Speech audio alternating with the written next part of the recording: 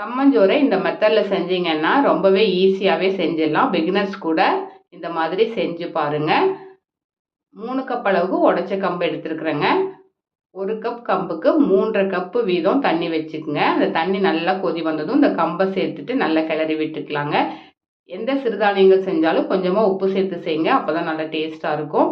கொஞ்சமாக உப்பு சேர்த்துட்டு நல்லா கிளறி விட்டுக்கலாங்க. 50% வரைக்கும் வேக வச்சுக்குங்க. கொஞ்சம் திக்காகிற வரைக்கும் வேக வச்சுட்டு இதை குக்கருக்கு மாற்றிடலாங்க. இப்போ இதை மூடி வச்சுட்டு குக்கரையும் மூடி வச்சு மீடியம் ஃப்ளேமில் ஒரு 10 விசில் விட்டுக்கலாங்க. இப்போ நமக்கு இந்த கம்பு சோறு ஈஸியான மெத்தடில் ரெடி ஆயிடுச்சு பாருங்கள். அவ்வளோதான். இதை கிளறி விட்டுட்டு மூடி வச்சு அப்படியே அரை மணி நேரம் விட்டுருங்க. நல்லா திக்காயிரும். அதுக்கப்புறமா உருட்டி நீங்கள் தண்ணியில் போட்டு வச்சுக்கிட்டிங்கன்னா 2 நாளைக்கு கூட வச்சு யூஸ் பண்ணலாம். ட்ரை பண்ணி பாருங்கள். தேங்க்ஸ் ஃபார் வாட்சிங்.